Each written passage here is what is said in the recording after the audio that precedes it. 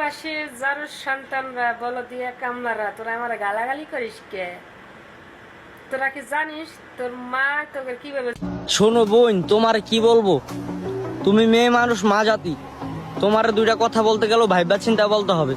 কিন্তু তুমি যেই কথাটা বলছো, তুমি ধৈর্যের সীমা অতিক্রম করে ফেলছো। এখন তোমার বলতে আমি বাধ্য হইলাম। আমরা প্রবাসীরা কাজ করি, তাই আমাকে কামলা কইছো। আর তুমি আইছো কি করতে? তোমার মানুষ বেশ্যা কেন কয়? তোমার কেন দেহ বিক্রেতা কয়? আর তুমি যে জারদ সন্তানের কথা বলছো, আর এসব জারদ সন্তানই তোমাদের গর্ভ থেকে হয়, তোমাদের মতো বেশ্যাদের গর্ভে থেকে হয়। তাই সব প্রবাসীদের নিয়ে উল্টাপাল্টা কথা বলবা না, ঠিক আছে? তুমি বেশ্যাগিরি করতে আইছো, বিদেশে বেশ্যাগিরি করো, প্রবাসী গনিয়া কথা বলবা না।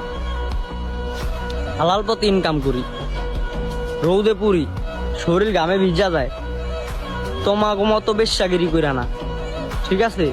তো নেক্সট টাইম প্রবাসী গনিয়া কথা বললে একটু ভালো মতো ভাইবার চিন্তা বলবা। আর এই প্রবাসীরা যদি একবার বিদেশে মাটিতে তোমার ধরে সিরা খায়া লাইব, তখন বুঝবা প্রবাসীরা কিরকম কামলা।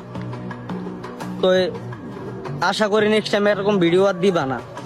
দিলে একবার লাইতে তা মাথার আড্ডি ভাঙ্গালামু। বিমানে ওঠার মতো শক্তি থাকবো না, পোলো করে উড়া লাগবো বিমানে ভালো সময় থাকতে।